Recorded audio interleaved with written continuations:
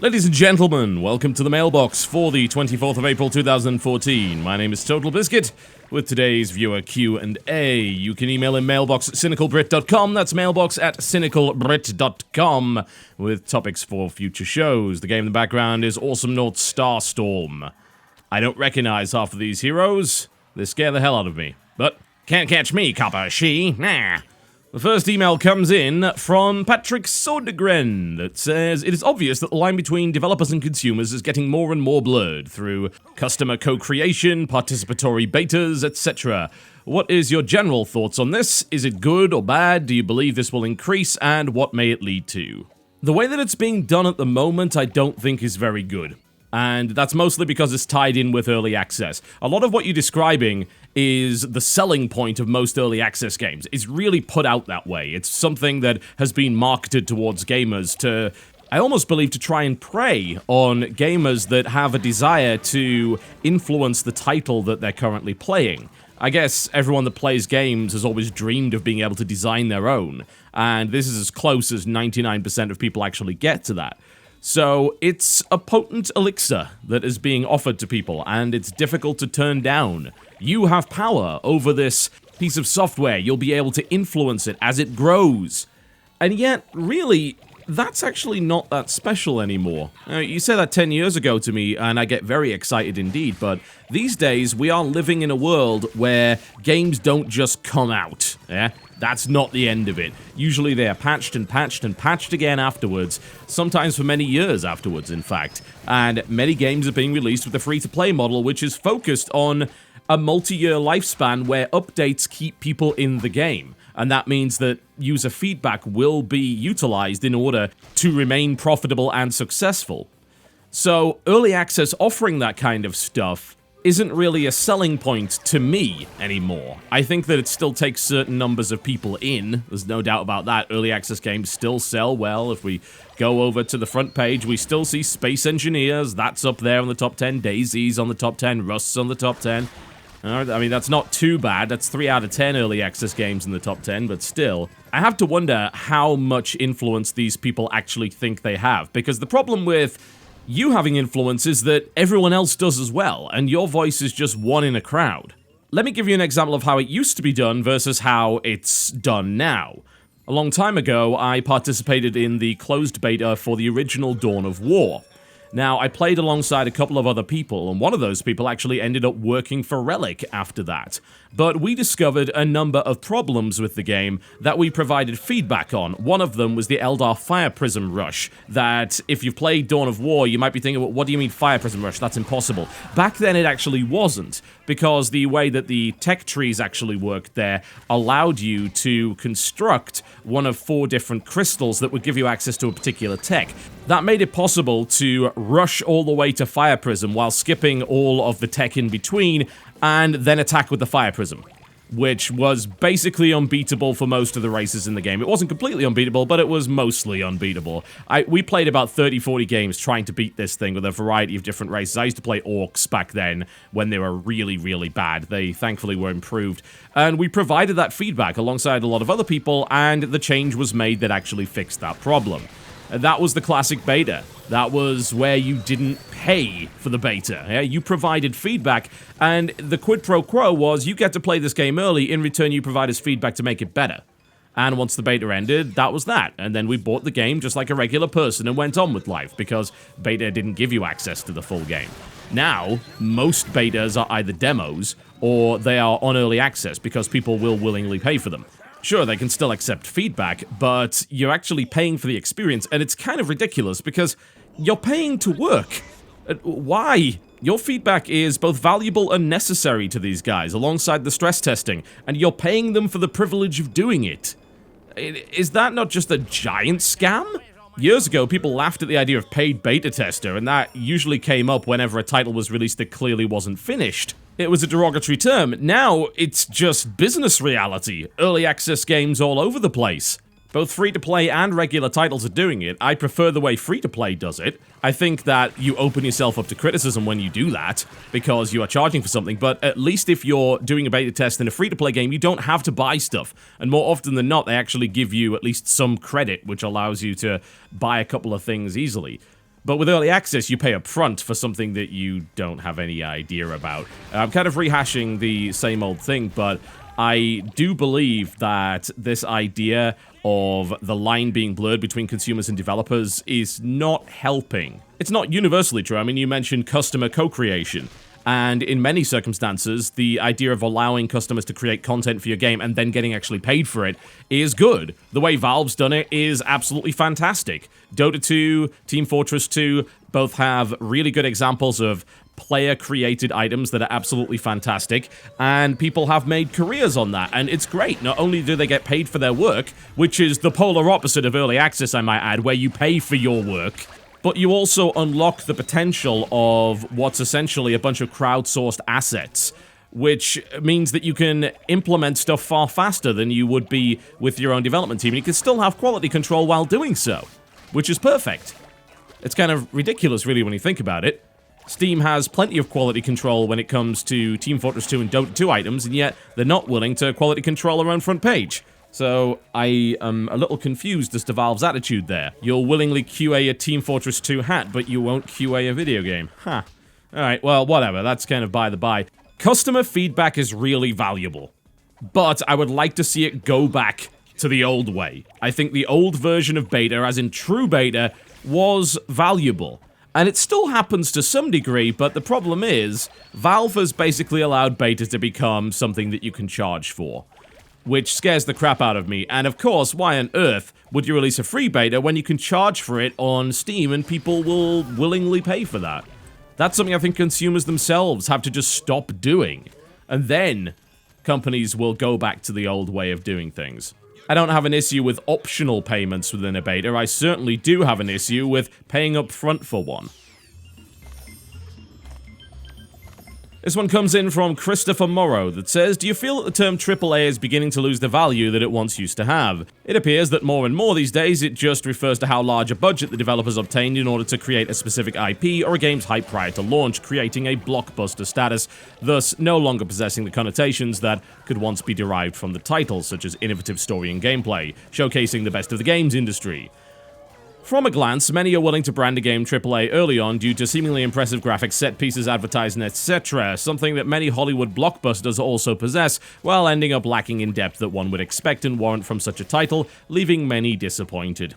Well, I would disagree with the concept that AAA has ever been anything but what you just described. I don't believe that AAA has been the mark of innovative story and gameplay. Certainly Wikipedia agrees with you that one of the 3 characteristics of a AAA game is to have innovative gameplay, but honestly, if you applied it to most things over the last 10 years, you probably wouldn't find that. Supposedly, each A within the AAA definition represents one specific aspect.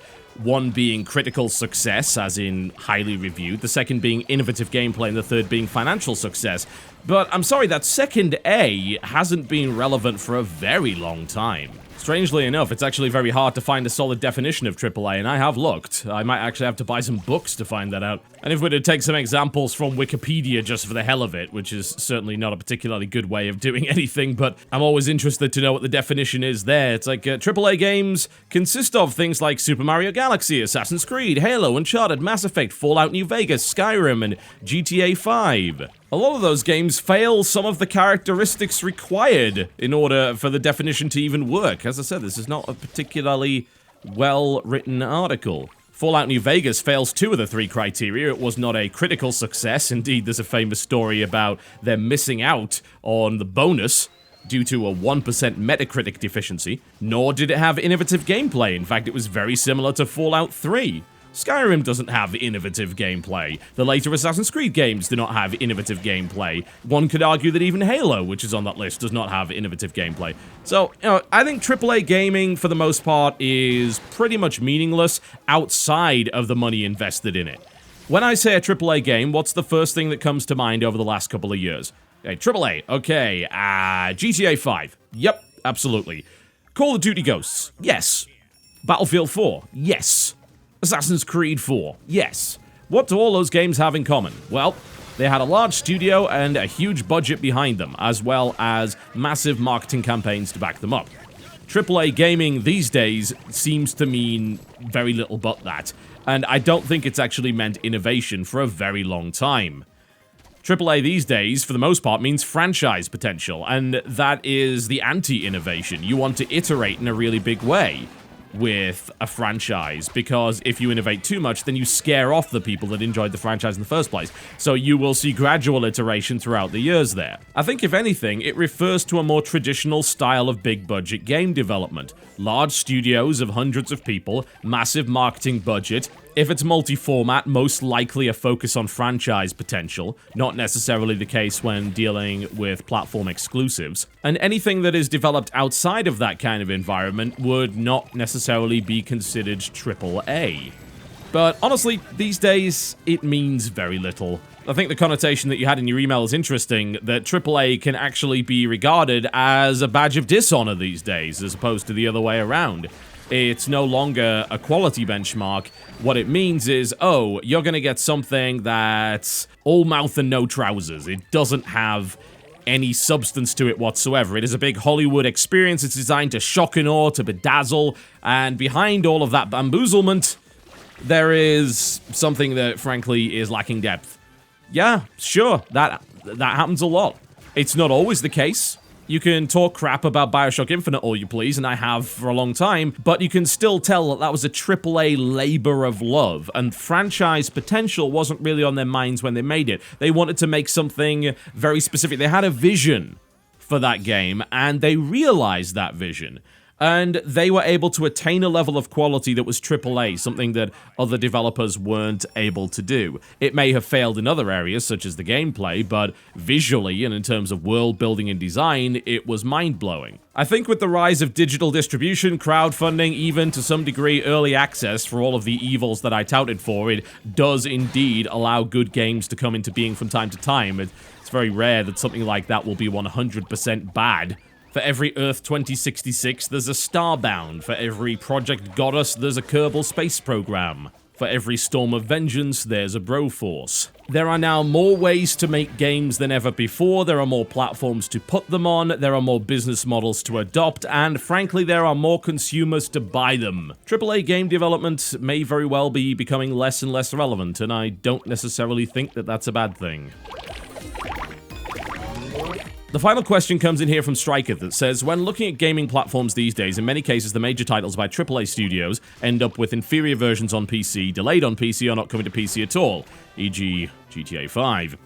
Indie games really aren't system sellers, at least not right now, and while the PC platform offers customization and flexibility in comparison to consoles from a purely gaming standpoint, what is the real advantage to switching to PC when in most cases it's disadvantageous to the consumer to do so? This is ruling out the obvious things like better graphics. Many times we don't even get that on PC anymore. Case in point, Metal Gear Rising's port to PC have the same low-resolution textures that were on console, thereby nullifying one of the most advantageous reasons to game on PC in the first place. I think you may be over-exaggerating the number of so-called AAA titles or things that just stay on console. There actually aren't that many games that do, in my honest opinion. Let's look at a selection of stuff that is currently exclusive to Xbox One or is going to be on Xbox One. Crimson Dragon, do we care? No, it's bad. D4, don't know what's going on with that. Dead Rising 3, not as good as Dead Rising 1 or 2. Fable Legends, probably gonna be bad, just like Fable 3. Fighter Within, absolutely dreadful. Forza Motorsport 5, a microtransaction-riddled piece of nonsense. A Gears of War game, yes, we're desperate for that, aren't we? Halo game, Killer Instinct, now that I would like, of course. That's a good one. Connect Sports Rivals, is that good? Not really. Power Star Golf, oh god, please, let me sell my PC right now. Rise Son of Rome, not very good. Sunset Overdrive might be good, we'll see what happens with that. And half of those games aren't even out yet, and really, that's all there is. I mean, things like Plants vs. Zombies Garden Warfare is gonna come to PC. Most of the stuff that's currently on Xbox One isn't really relevant to somebody that's on PC. And if you want to look at PS4, it's a similar issue. You have a few indies that will be coming to PlayStation 4 first, but will eventually make their way to PC, and then games like Infamous, which would certainly be nice on PC, because, you know, it might actually run at a modern frame rate, like 60, but outside of that, I don't think you're really missing out on as much as you think you are. When you consider the installed user base of these systems right now, it makes the most sense to release games on PC, 360, PS3, Xbox One and PlayStation 4 if possible, yeah? And according to developers, it's supposedly easier to create a PC version thanks to the x86 instruction sets on both of the modern consoles. So it's less of a pain in the ass to do a port, and more often than not, you're finding the PC ends up being the lead platform anyway. I think it's easy to fixate on something like, say, the original Dark Souls, and then forget that Dark Souls 2 is a much, much better port than the original Dark Souls was. Is it perfect? No. Does it have texture quality that is still not really up to par on PC? Yes, but that's really the case with a lot of games, and it does look better than the current generation consoles version does. It runs better, it runs faster, it has less loading times, it has more options, and of course it has the potential for modability. All of these are very good things indeed. I would agree that it kind of sucks that Metal Gear Rising didn't have upgraded textures, but it did have features like AA. It came with both the DLC packs as standard, and it was $30 instead of the $60 that it originally cost on console. Does it mean that you have to wait a little longer? Yes. Does that matter? Not really. Not to me, I gotta say. There's actually very few games that I will go out of my way to pick up on a console just because it came out earlier. Ubisoft has been doing this forever, and I mean, I couldn't care less. I just wait. There are so many other games you could be playing. I guess that some people get very hyped up for certain games and really just want it now, but I think it's fairly easy to resist the urge when there's so many other options for you. PC has the most options when it comes to games to buy. It has the most exclusives out of any platform. It has the most variety of games out of any platform. And more often than not, it has ludicrously cheap games. From a pricing standpoint, the advantage is clear. You invest more up front, but you are able to spend less later on, and that makes up the difference. And of course, you can also upgrade and stay ahead of the other platforms. Modability and tweaking is, of course, something that's fairly important for a lot of different games. And even if you do get a lousy PC port, it's usually at least as good as the console version, and that, I think, is like the key point to make. I'm really picky, because I expect the quality to be higher. I paid more for my machine, I should have a better experience. Makes logical sense, right? But I don't think I have ever experienced a game, even with the worst possible port imaginable, where I've had a worse experience than I would have had on console. Even something that has ridiculously limited field of view, that's locked at 30 frames per second, that has no rebindable keys, that has texture resolution that is somewhere out of 1998. The console version looked like that.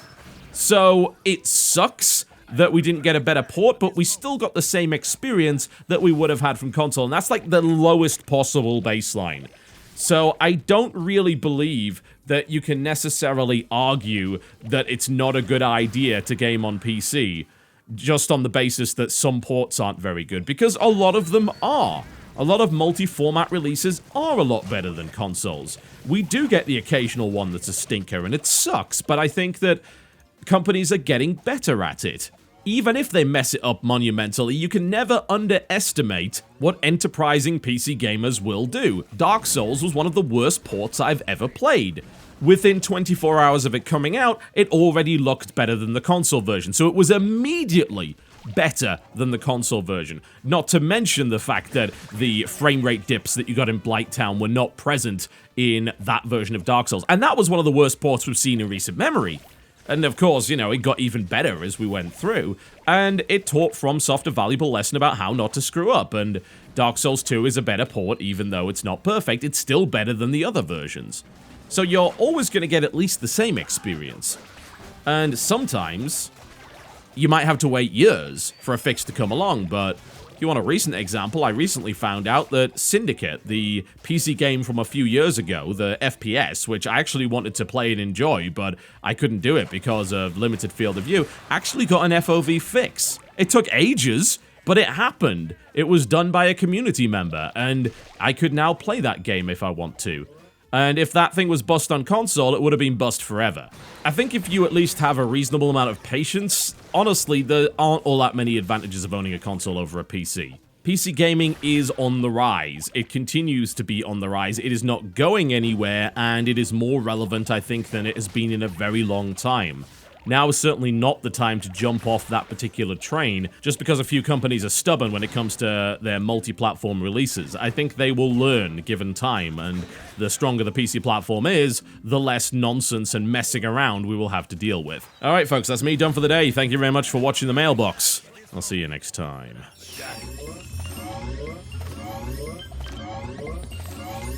Who said crime doesn't pay?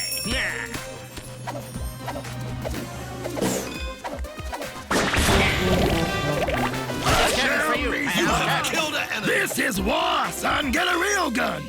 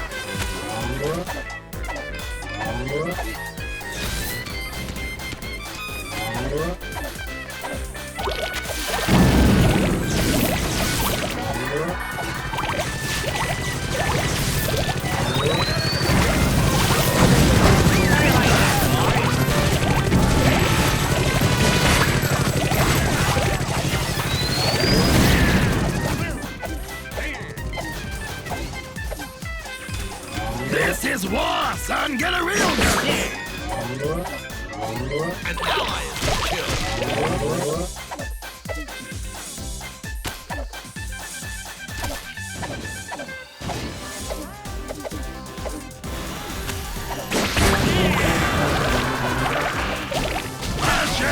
You have killed an enemy!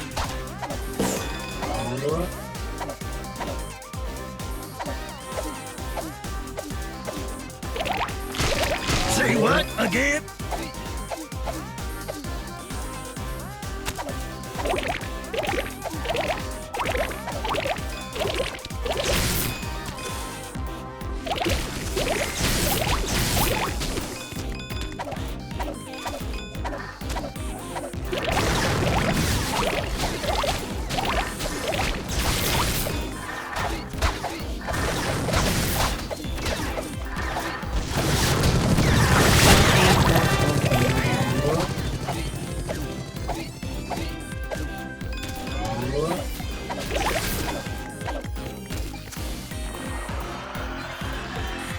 Be right back. Gonna stash my dough.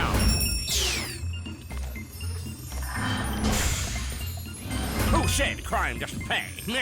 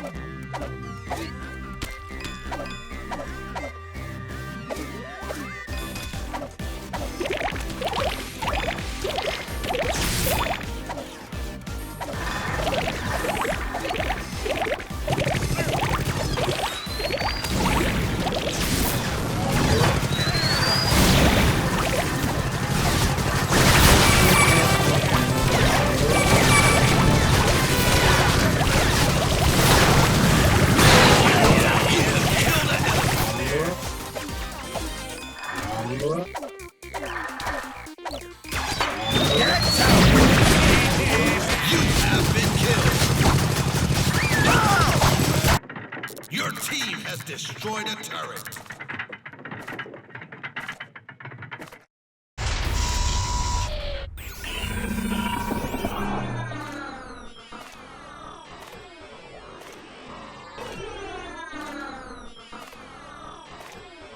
team is in the enemy base. 4, 3, 2, 1. Blast off!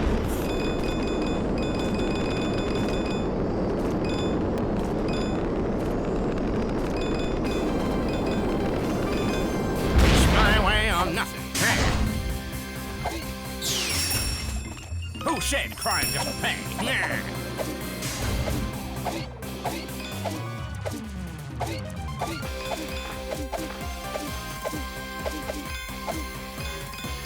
I had the perfect line for this moment, but I forgot it.